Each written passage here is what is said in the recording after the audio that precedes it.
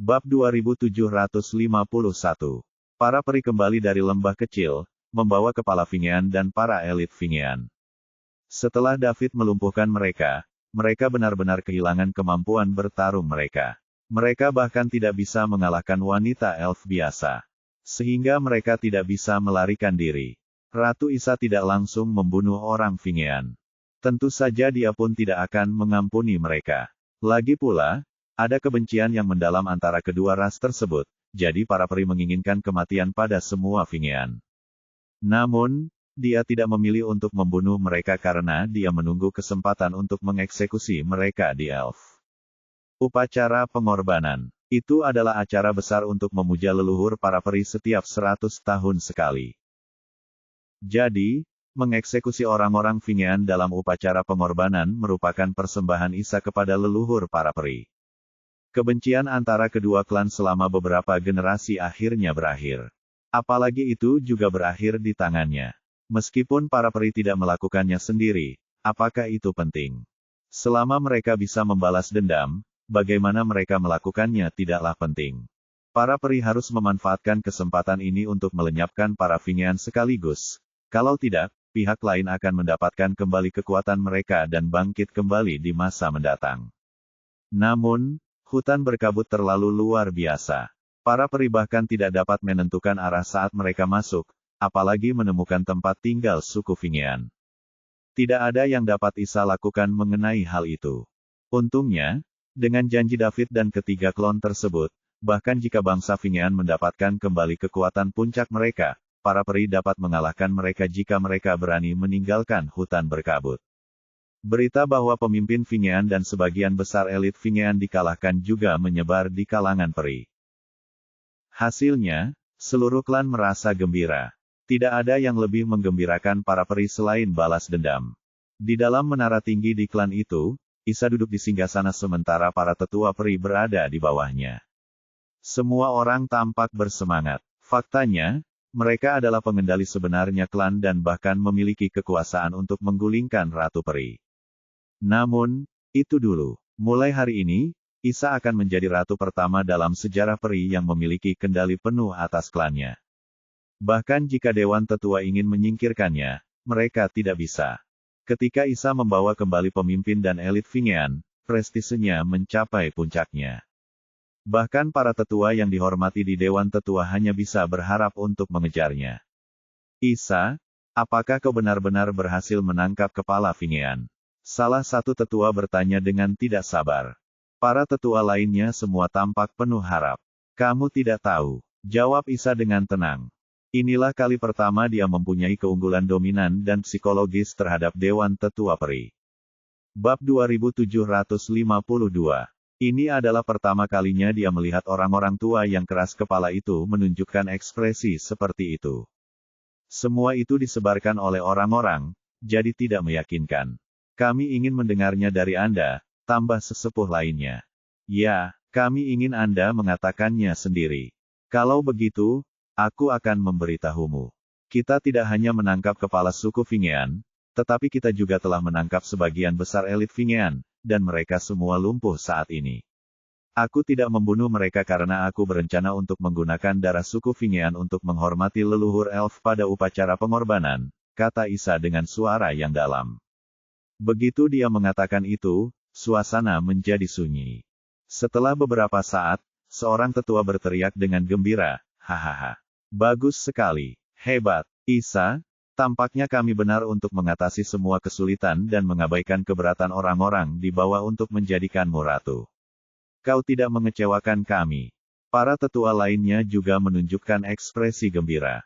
Mereka semua adalah orang-orang tua yang sangat dihormati dalam klan, dan sebagian besar juga pernah menjabat sebagai kepala para peri. Orang bisa menganggap Fingean sebagai mimpi buruk mereka. Mimpi buruk yang telah menghantui para peri selama beberapa generasi telah terpecahkan, jadi bagaimana mungkin mereka tidak gembira?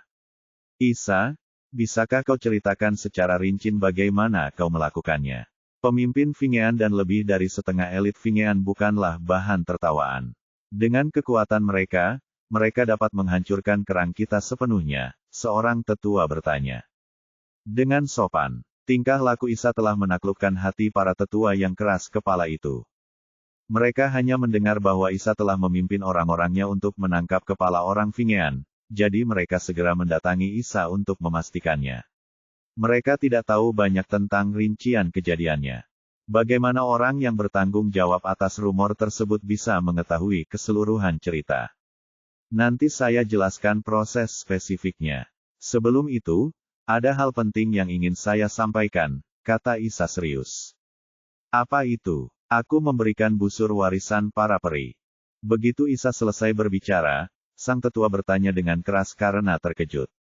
Apa, kau memberikan busur warisan itu? Ya, aku sudah memberikannya. Isa menegaskan lagi. Kau, seorang tetua menunjuk ke arah Isa, namun untuk beberapa lama, mereka terdiam. Biasanya, Isa akan dibombardir oleh Dewan Tetua Peri jika dia mengatakan sesuatu seperti itu. Mereka bahkan mungkin langsung menggulingkannya sebagai Ratu Peri. Namun, sekarang, semuanya berbeda. Isa baru saja menangkap kepala suku Fingean dan sebagian besar elit. Selain itu, dia telah membalas dendam atas pertumpahan darah para peri. Martabatnya telah mencapai titik tertinggi di antara klan, jauh melebihi para tetua ini. Sekarang, jika jabatan Isa digulingkan, tidak ada anggota klan yang akan setuju. Isa, apakah kau menggunakan busur panah sebagai alat tawar-menawar untuk membuat orang penting datang dan membantumu menangkap kepala para Fingean? Orang yang mengajukan pertanyaan itu adalah Tetua Agung para peri. Pada saat yang sama, dia juga merupakan pemimpin Dewan Tetua dan memiliki prestise yang tinggi. Ya dan tidak, jawab Isa dengan ambigu. Isa, berhentilah membuat kami penasaran. Aku tahu kau pasti tidak punya pilihan selain memberikan busur itu. Ceritakan pada kami apa yang terjadi secara rinci. Jika kau benar-benar menggunakannya sebagai ganti kepala dan elit Fingean, kami tidak akan menyalahkanmu, tetapi pernahkah kau mempertimbangkan bahwa tanpa busur itu, bisakah kita tetap menghadapi pasukan utama Leila dengan aman? Ini adalah situasi yang tidak menguntungkan. Pada akhirnya, sebagai Ratu Peri, kau harus mempertimbangkan kepentingan seluruh klan daripada membiarkan para peri bersikap pasif. Hanya untuk melampiaskan kemarahanmu saat ini, kata Tetua Agung dengan sungguh-sungguh. Sebagai Tetua Agung para peri, dia tentu sangat menyadari situasi para peri saat ini.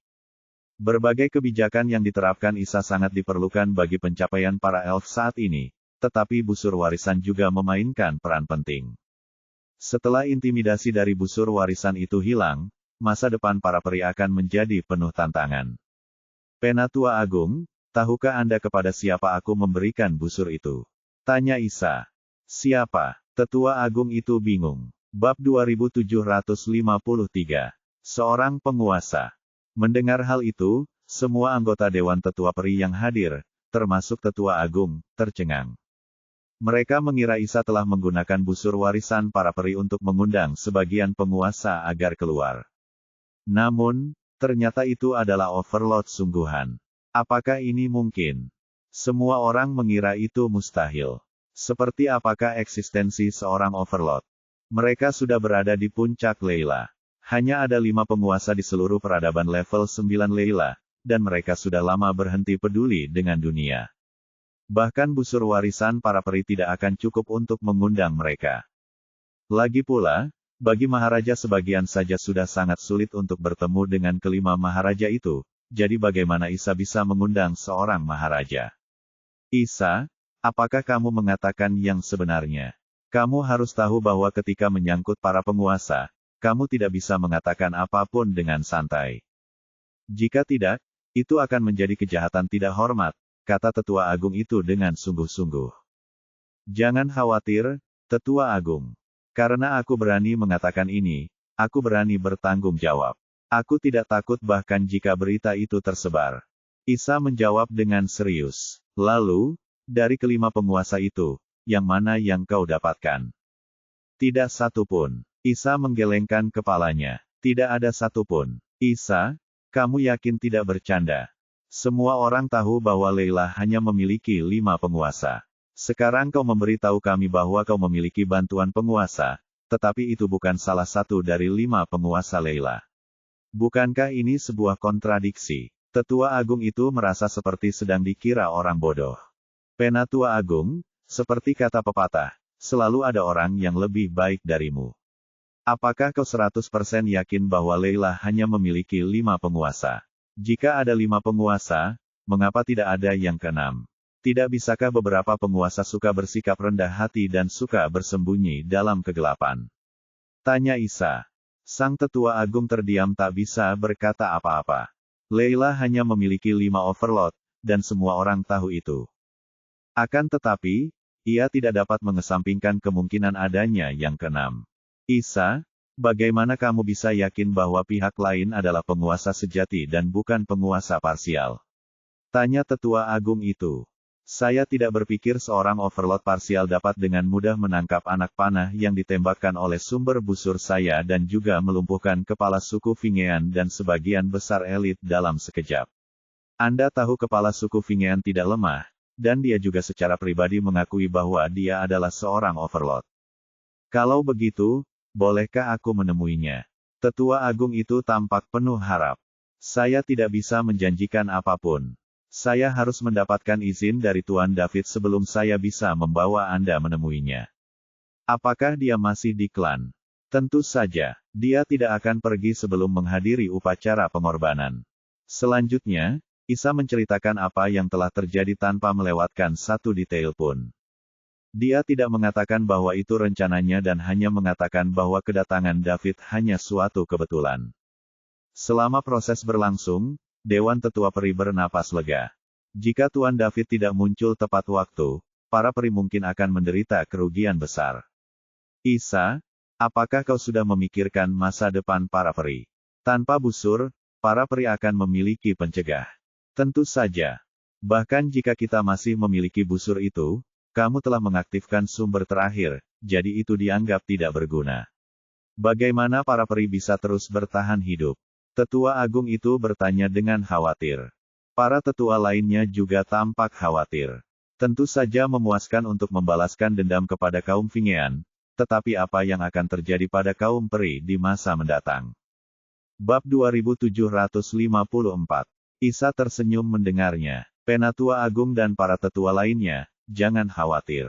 Meskipun Tuan David mengambil busur itu, dia berjanji bahwa dia akan selalu melindungi kita dari serbuan apapun. Dengan kata lain, pendukung para peri di masa depan akan menjadi seorang penguasa. Kekhawatiran di wajah para tetua peri yang hadir berubah menjadi tenang dalam sekejap. Seorang penguasa berkata bahwa dia ingin melindungi para peri. Apa artinya itu? Itu artinya para peri tidak perlu lagi bertindak tergantung pada suasana hati pasukan lain. Bahkan pasukan terbaik di Leila, yang memiliki sebagian penguasa, tidak berani menunjukkan rasa tidak hormat kepada peri. Kebahagiaan datang terlalu tiba-tiba. Para tetua kaum elf semuanya begitu gembira hingga tak bisa berkata apa-apa. Isa, benarkah itu? Apakah Tuan David benar-benar berjanji akan melindungi kita selamanya? Tetua agung itu bertanya dengan mata terbelalak. Tentu saja, aku tidak berani bercanda soal hal semacam ini, jawab Isa tegas. Lalu apakah Tuan David meninggalkan tanda? Sesuatu yang dapat dialami saat para peri dalam kesulitan. Dia tidak meninggalkan sesuatu seperti itu. Setelah Isa selesai berbicara, dia melihat kekecewaan pada mata berbagai tetua dan melanjutkan, tapi Tuan David meninggalkan 3 kotak dengan klonnya yang tertutup di dalamnya. Dia berkata bahwa kita bisa membuka segelnya dan memanggil klon saat para peri dalam bahaya. Klon dapat bertahan hidup selama 1 jam dan memiliki kekuatan yang sama dengan Tuan David, cukup untuk menyelesaikan semua krisis. Selain itu, Tuan David juga mengatakan kita dapat meminta lebih banyak darinya jika kita kehabisan. Semua tetua menarik napas tajam hampir bersamaan. Klon yang memiliki kekuatan seorang overlord. Ini jauh lebih menakutkan daripada busur warisan. Apalagi jumlahnya ada 3. Pada saat ini, Tetua Agung itu memiliki sebuah pikiran di dalam hatinya. Para peri juga menonjol di bawah kepemimpinan Isa. Dengan dukungan yang kuat seperti itu, ditambah sumber daya unik yang dimiliki para peri, akan sulit bagi klan tersebut untuk tidak bangkit.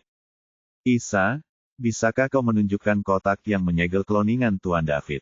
Jangan salah paham. Kami tidak bermaksud mengambilnya sendiri. Kami hanya ingin melihatnya. Bagaimanapun, itu adalah kloningan seorang penguasa, kata seorang tetua dengan hati-hati. Para tetua lainnya tidak berbicara, tetapi mereka tidak dapat menyembunyikan ekspresi antisipasi di mata mereka. Tentu saja, Isa mengambil 3 kotak kayu kecil yang indah dan menyerahkannya kepada para tetua. Dia tidak khawatir pihak lain tidak akan mengembalikan kotak-kotak itu kepadanya. Mereka harus menggunakan metode unik untuk membuka segel dan memanggil klon David. Kalau tidak, itu akan sia-sia. Meskipun para tetua ini keras kepala, mereka tetap sangat peduli pada peri. Mereka akan menyelesaikan segalanya demi para peri. Jika tidak, Isa tidak akan memberitahu siapapun tentang kloningan David, apalagi menunjukkannya kepada semua orang. Sang tetua agung dengan hati-hati mengambil salah satunya dan mulai mengamatinya dengan saksama. Setelah melihatnya beberapa saat, dia tidak menemukan sesuatu yang istimewa, jadi dia bertanya dengan suara keras, "Isa, bagaimana cara membukanya?" "Penatua Agung, jika kau ingin memanggil klon Master David, kau harus menggunakan teknik unik yang diajarkannya padaku. Teknik itu tidak akan berguna bahkan jika orang lain mengambil kotak itu."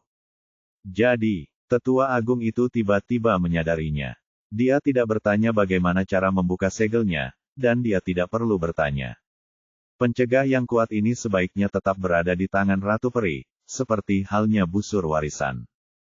Bab 2755. Sejak insiden dengan Vingean, klan Elf menjadi gembira. Berkat janji David dan 3 klon Overlord, Isa menjadi lebih berani dalam mengambil keputusan. Ia bagaikan kuda liar yang lepas kendali dan akan melakukan apa saja tanpa hambatan. Pertama, para wanita elf yang melayani pewaris pasukan utama Layla dipanggil kembali. Pada saat yang sama, dia membubarkan lembaga pelatihan. Mulai sekarang, para peri tidak perlu lagi bergantung pada cara-cara ini untuk menyenangkan kekuatan lain. Mereka hanya perlu mengembangkan kekuatan mereka sendiri.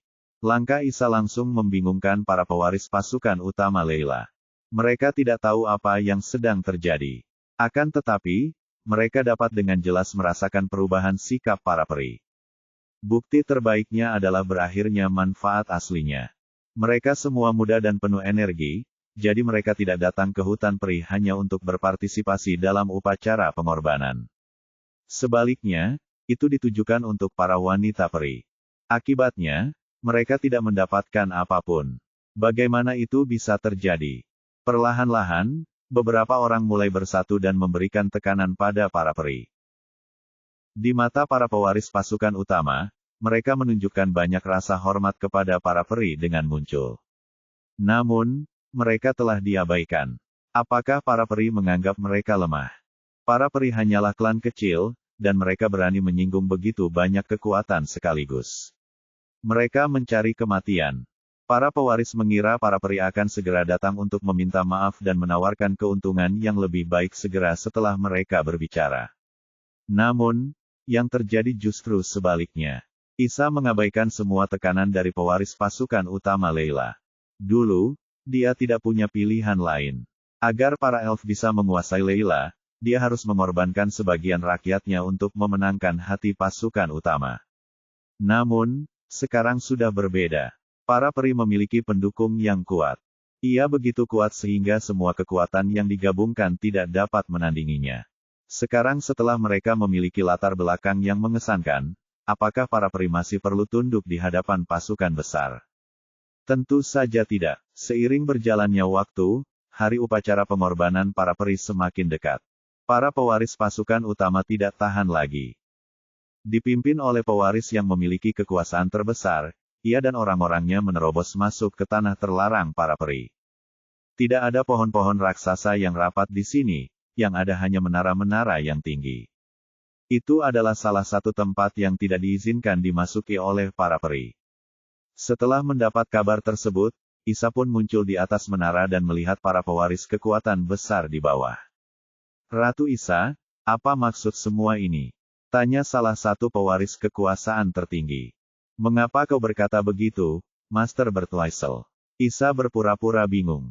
Dia mungkin tidak mengenali semua orang di bawah menara, tetapi Isa mengenal semua orang yang dikirim oleh pasukan atas. Berhentilah berpura-pura. Kau tahu apa yang telah kau lakukan. Aku akan bertanya kepadamu sekarang juga apakah para peri bertekad untuk melawan semua orang. Kau harus memikirkannya dengan saksama. Jumlah total orang di sini mencakup lebih dari setengah pasukan Leila. Apakah kau sanggup menyinggung kami? Atau apakah kau ingin menjadi musuh publik seluruh Leila? Master Bertwistle berkata sambil mencibir. Tuan Bertwistle benar, Ratu Isa, karena Anda mengundang kami ke sini untuk menghadiri upacara pengorbanan para peri, kami adalah tamu Anda. Bukankah agak tidak etis bagi Anda untuk melakukan ini? Kami tidak akan pergi jika Anda tidak memberi kami jawaban yang masuk akal hari ini. Pewaris kekuasaan teratas lainnya ditambahkan. Ya, kami butuh penjelasan yang masuk akal. Kalau tidak, kalian akan menjadi musuh semua orang. Yang lain berbicara setuju. Kalau dulu, Isa pasti panik, ditekan oleh pewaris sekian banyak kekuatan. Namun, sekarang sudah berbeda. Karena dia punya pendukung, itu berarti dia percaya diri. Para peri kini didukung oleh seorang pria kuat bernama David. Jadi, mengapa dia harus repot-repot dengan kentang-kentang kecil ini? Bahkan jika para pemimpin pasukan utama datang kepadanya, dia tidak akan takut. Bab 2756. Belum lagi para ahli warisnya yang masih muda dan belum dewasa. Tidak ada yang tahu berapa banyak dari mereka yang hadir hari ini akan menjadi kepala pasukan masing-masing di masa depan. Mungkin tidak sampai 1% pun dari mereka. Persaingannya akan ketat jika mereka ingin menjadi pemimpin kekuatan besar. Bakat, kemampuan, pikiran, kecanggihan, dan keberuntungan semuanya sangat diperlukan. Isa tidak menyangka, orang-orang yang seharian memikirkan hal-hal remeh-temeh itu, bisa menjadi panglima sebenarnya dari kekuatan yang ada di balik mereka. Semua orang yang datang ke sini tentu saja adalah tamu kami. Kami tidak pernah berpikir untuk menjadi musuhmu, dan kami selalu menjaga hubungan baik denganmu. Mengenai penjelasannya, aku akan memberikannya kepadamu setelah upacara pengorbanan, dan aku memastikan kalian semua akan puas, jadi harap bersabar. Kata Isa dengan tenang. Dia tidak ingin berselisih dengan para ahli waris ini, yang mewakili kekuatan besar. Itu tidak diperlukan. Meskipun David telah berjanji untuk melindungi para peri selamanya, tidaklah baik untuk mengganggunya terlalu sering. Kita harus tahu bahwa seorang overlord sangatlah misterius, dan mereka juga mempunyai urusan sendiri yang harus diurus, sehingga mereka tidak bisa tinggal di hutan peri sepanjang waktu. Kenapa harus menunggu sampai upacara pengorbanan? Kita tidak bisa menunggu lebih lama lagi. Kita butuh penjelasan sekarang. Kalau tidak, kita tidak akan pergi. Benarkah? Ya, kami butuh penjelasan sekarang. Menjelaskan. Suasana menjadi kacau. Mereka yang memenuhi syarat untuk datang ke hutan peri memiliki status tinggi dalam pasukan mereka masing-masing. Mereka semua keras kepala dan sulit diatur, jadi bagaimana klan peri kecil itu bisa menahan mereka? Saat ini, para pewaris ini siap memaksa masuk ke wilayah terlarang para peri karena mereka tidak mendapatkan apa yang mereka inginkan. Isa menatap kerumunan yang marah dan sedikit mengernyit. Dia ingin menakut-nakuti orang-orang ini, tetapi dia merasa itu tidak pantas. Menawarkan begitu banyak pasukan ternyata tidak baik untuk para peri. Apa yang harus dia lakukan? Isa tidak dapat mengambil keputusan untuk beberapa saat. Ada dua jalan di depannya. Jalan pertama memenuhi kebutuhan mereka tetapi bertentangan dengan niat awal Isa. Saat itu, dia tidak punya pilihan lain, tetapi sekarang dia memiliki seorang penguasa yang mendukungnya, mengapa dia harus menanggung penderitaan itu? Sebagai Ratu Peri, Isa ingin melindungi setiap anggota peri. Cara kedua adalah dengan mengejutkan para pewaris pemberontak ini sehingga mereka tahu bahwa keadaannya sekarang sudah berbeda. Para peri tidak perlu lagi menuruti perintah mereka. Dia punya dua cara untuk menghalangi mereka. Gunakan klon yang diberikan David atau minta David untuk datang sendiri. Isa enggan menggunakan klon karena bisa menyelamatkan hidupnya di saat kritis. Karena David masih di sini, dia akan memintanya untuk datang. Setelah yakin dengan keputusannya, Isa pun berkata pelan kepada Evi yang ada di belakangnya, "Evi, pergi panggil Master David dan minta dia untuk membantu menakut-nakuti orang-orang ini." "Ya, Ibu." Setelah Evie menjawab, dia berbalik dan pergi. David tinggal di tanah terlarang dan juga orang luar pertama yang memasuki wilayah terlarang para peri. Ini menunjukkan betapa para peri menghargainya. Setelah Evie pergi, Isa berteriak, "Semuanya, tolong tunggu sebentar. Aku akan segera memberi kalian penjelasan." Bab 2757. David tinggal di menara lain di tanah terlarang para peri. Dia sekarang bebas, menunggu dengan sabar upacara pengorbanan para peri sehingga dia bisa pergi setelah memenuhi janjinya. Ketika dia bosan, dia akan kembali ke The Spirit Cage. Segala sesuatunya berjalan normal dan poin mewahnya pun bertambah. Ada atau tidaknya dia di sana, itu tidak menjadi masalah. Jadi dia pergi lagi. Tak lama kemudian, ia membuka panel sistem dan melihat barang-barang mewahnya. 8.723.658 poin. 10 juta poin semakin dekat. Sekarang, ia hanya membutuhkan sedikit lebih dari 1 juta poin. Setelah poin mewahnya mencapai 10 juta, David dapat meningkatkan tubuhnya dan menjadi penguasa surgawi. Selain cloningnya, akan ada puluhan penguasa surgawi. Akan sangat mengerikan hanya dengan memikirkannya. 99,99% peradaban level 9 di alam semesta akan gemetar di bawah kekuatannya. Tepat saat David sedang berpikir keras. Bunyi bip, bunyi bip.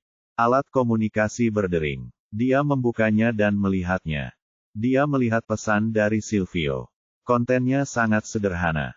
"David, apakah kamu sudah sampai di Layla? Persiapannya sudah selesai. Tubuh Elora hampir pulih, dan kami butuh bantuanmu. Cepatlah datang." David segera membalas setelah membacanya. "Silvio, aku sudah di sini. Aku ada di Five Continent, jadi tunggu sebentar. Aku akan segera ke sini."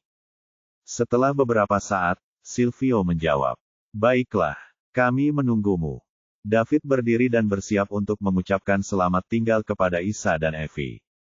Tampaknya dia tidak akan dapat menghadiri upacara pengorbanan.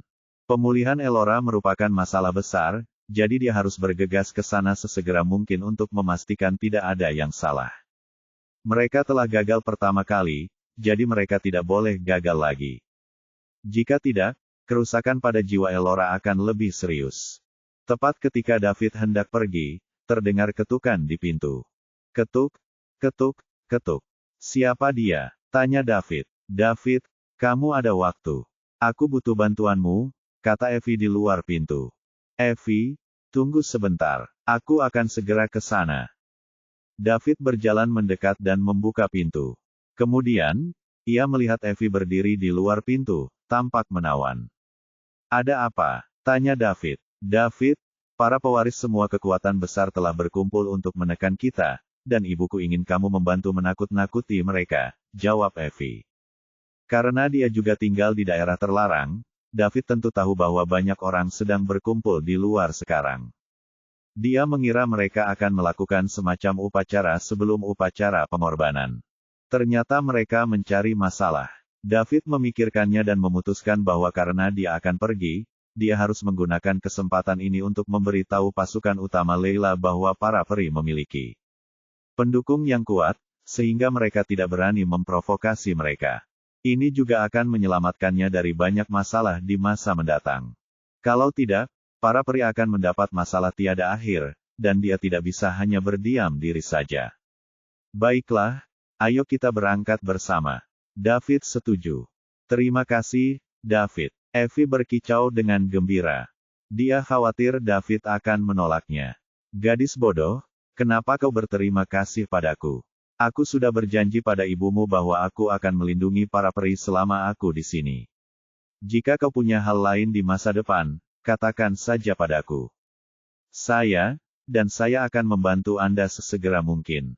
"Ya, aku mengerti, David."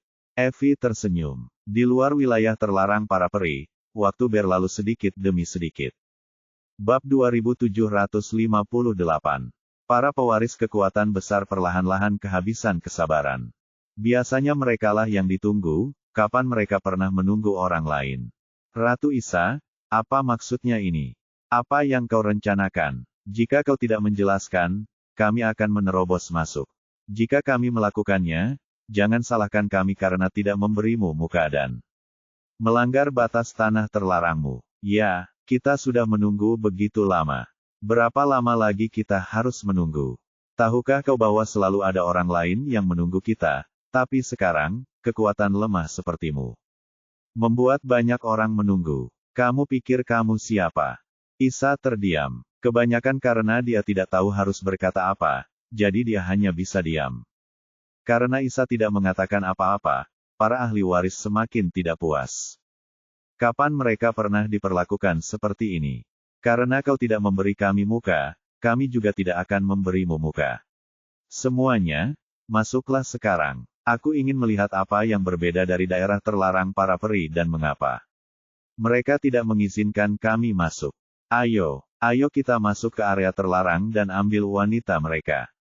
Saat mereka menyebutkan wanita peri, mereka tampak seperti tertembak adrenalin saat mereka semakin dekat ke area terlarang. Suasana menjadi makin kacau dan hampir tak terkendali. Tiba-tiba, suatu energi besar dan menyesakkan muncul dan menyelimuti semua orang.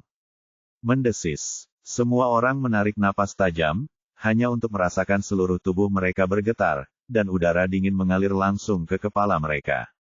Langkah kaki yang mendekati area terlarang pun terhenti. Beberapa yang lemah begitu ketakutan hingga mereka kehilangan kendali atas kandung kemihnya. David muncul di samping Isa, mengenakan topeng perak. Tujuannya adalah untuk memberitahu semua kekuatan di Layla bahwa ada pendukung yang kuat di belakang para peri, jadi tidak masalah apakah dia menunjukkan wajahnya atau tidak.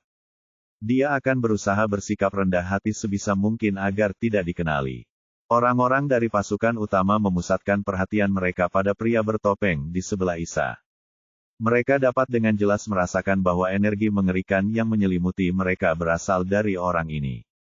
Sungguh kekuatan yang mengerikan. David berdiri di sana tanpa bergerak, tetapi ia membuat suasana menjadi hening. Begitu heningnya sehingga orang bisa mendengar suara jarum jatuh. Inilah yang menjadi pencegah bagi pembangkit tenaga listrik. Orang-orang yang berteriak-teriak hendak membobol kawasan terlarang itu tidak berani berkata apa-apa lagi. Mereka bersembunyi dengan tenang dan berpikir, kau tak dapat melihatku. Kau tak dapat melihatku. Kau tak dapat melihatku. Di luar area terlarang, ada beberapa anak muda di belakang kerumunan. Dari pakaian mereka, orang bisa tahu bahwa mereka memiliki status yang luar biasa dan mereka tidak setingkat dengan orang-orang di depan. Mereka tidak berdiri di tengah kerumunan bersama orang lain. Sebaliknya, mereka tetap berada di belakang kerumunan untuk mengamati orang-orang di depan mereka dengan tenang. Orang-orang yang di belakang semuanya diikuti oleh orang yang lebih tua. Siapapun yang memiliki pengetahuan akan tahu bahwa orang tua adalah pelindung anak-anak muda. Kita tidak boleh meremehkan kekuatan mereka. Saat David muncul, mereka semua tercengang. Anak-anak muda itu pada awalnya masih acuh tak acuh, tetapi ketika mereka mendengar suara pelindung mereka, mereka benar-benar tercengang. Lalu mereka menatap David dengan pandangan tidak percaya. Meskipun David mengenakan topeng, mereka dapat mengetahui dari ukuran tubuh David bahwa dia tidak terlalu tua. Topeng itu dapat menyembunyikan wajah tetapi tidak tubuhnya. Beberapa orang dengan mata jeli bahkan dapat menebak rentang usia David dari ukuran tubuhnya. Baru saja, para pelindung di belakang anak-anak muda itu menyampaikan pesan kepada tuan mereka. Nada bicaranya serius. Tuan, jangan menonjolkan diri. Orang ini sama kuatnya dengan sang Grandmaster, jadi kita tidak bisa meremehkannya. Bab 2759. Di luar wilayah terlarang para peri, waktu seakan berhenti. Tadi masih ramai, tapi sekarang sunyi. Orang-orang dari pasukan utama fokus pada pria bertopeng di menara. Mereka bahkan tidak berani bernapas terlalu keras. Ketakutan mencengkeram mereka, termasuk para pewaris dari 10 pasukan teratas Layla. Mereka mengerti apa yang dikatakan pelindung mereka. Lebih kuat dari Grandmaster. Meskipun mereka memiliki banyak Grandmaster di pasukan mereka, satu-satunya Grandmaster yang diakui hanyalah yang berada di pangkat Overlord Parsial. Ini berarti pria bertopeng itu adalah seorang penguasa sebagian. Para pewaris saling memandang dan akhirnya mengerti mengapa para peri berani memperlakukan mereka seperti ini. Orang harus tahu bahwa lebih dari separuh pasukan Layla ada di sini. Mereka mendapat dukungan yang kuat. Akan tetapi, semuanya akan berbeda jika para peri memiliki seorang penguasa parsial di belakang mereka. Namun, ini tidak sesederhana itu. Mungkin ada sesuatu yang tersembunyi di balik ini. Sekalipun para peri memiliki sebagian penguasa sebagai pendukung mereka, mereka tidak akan bisa menyinggung begitu banyak kekuatan di saat yang bersamaan.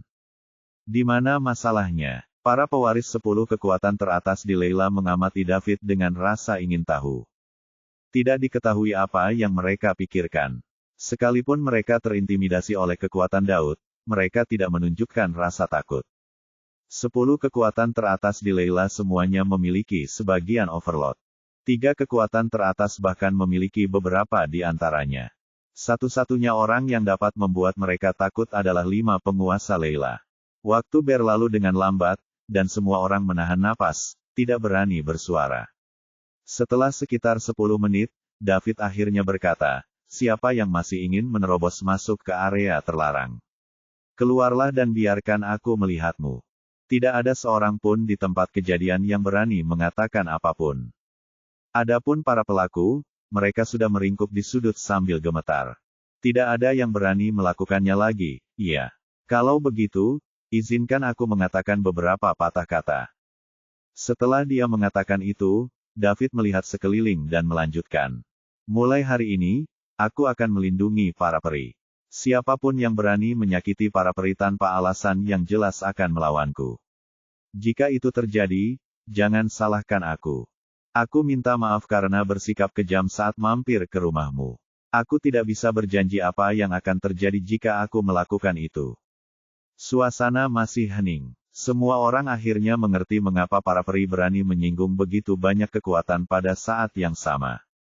Di belakang kerumunan, salah satu anak muda ingin berdiri dan hendak maju untuk mengatakan sesuatu. Dia hanya seorang overlord setengah-setengah. Siapa dia menurutnya? Dia memiliki 3 Grandmaster Overlord parsial. Apakah orang itu mengira dia akan takut? Akan tetapi, sebelum dia bisa mengatakan apapun, lelaki tua di belakangnya memegang bahunya. Pemuda itu berbalik dan menatap pelindungnya dengan bingung. Lalu dia melihat lelaki tua itu menggelengkan kepalanya. "Kakek Pompeo, Anda selalu mengajari saya bahwa saya harus menghadapi tantangan apapun dan tidak menyerah karena itu akan menyebabkan trauma dan itu akan buruk bagi kultivasi saya." Bisik pemuda itu. "Guru, kami tidak mengetahui kekuatan orang ini, jadi lebih baik bersikap tenang. Kalau kita membuatnya marah, bisa jadi kita bukan tandingannya dan kita bahkan tidak bisa lari," saran lelaki tua itu. Dia tahu karakter tuannya. Pewaris lain dalam keluarga selalu menekannya. Sekarang setelah dia akhirnya mendapat kesempatan untuk keluar, dia ingin menonjol untuk melepaskan kemarahan di hatinya. "Kakek Pompeo, menurutmu apakah dia berani melakukan sesuatu padaku?" Bab 2760. Lebih baik aman daripada menyesal. Kita tidak bisa bertaruh untuk ini. Aku tidak percaya ini. Dia hanya seorang overlord parsial. Keluarga Tawny memiliki 3 Grandmaster Overlord parsial. Para Grandmaster tidak ada di sini. Jika terjadi sesuatu, mereka tidak akan bisa datang tepat waktu untuk menyelamatkan kita. Tapi aku tidak percaya dia berani melakukan apapun padaku. Anak-anak muda lainnya mengalihkan perhatian mereka kepada pemuda itu. Kemudian mereka juga melihat pelindung mereka.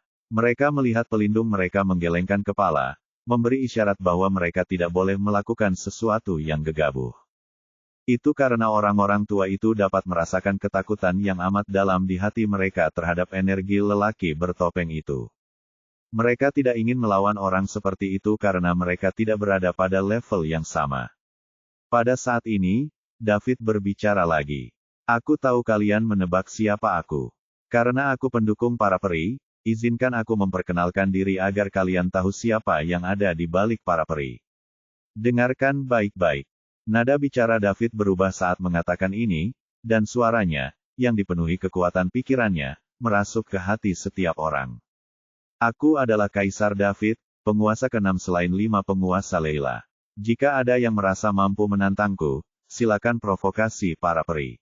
Aku tidak keberatan mengajarimu dan kekuatan di belakangmu pelajaran yang tak terlupakan. Setelah David mengucapkan kata terakhir, terdengar suara keras dari langit. Semua orang mencengkeram catur mereka dan menatap kosong ke arah pria bertopeng di menara. Tuan, orang itu adalah seorang overlord. Bukankah hanya 5 penguasa Leila yang merupakan penguasa? Sejak kapan ada overlord lain? Pemuda yang masih berusaha meyakinkan pelindungnya tercengang. Dia gemetar tak terkendali. Dia takut. Dia menatap pelindungnya dan bertanya dengan suara gemetar, Kakek Pompeo, apakah dia mengatakan yang sebenarnya? Orang tua yang dipanggil Kakek Pompeo itu mengangguk dengan serius. Pada saat itu, dia merasakan suatu kekuatan yang jauh lebih kuat dari kekuatan sang Grandmaster. Orang tua yang pernah bertemu dengan seorang maharaja dari jauh itu tahu, bahwa orang ini tidak diragukan lagi adalah seorang maharaja. Orang-orang berbakat bersembunyi di Leila. Bahkan ada overlord lainnya. Dia juga tampak sangat muda. Tidak diketahui overlord mana yang membudidayakannya. Selain 5 penguasa Leila, tidak ada kekuatan lain yang mampu menumbuhkan seorang penguasa. Setelah mendapat jawaban positif dari pelindungnya, pemuda itu berhenti menyembunyikan rasa takut di hatinya. Tubuhnya lemas, dan ia pun jatuh ke tanah.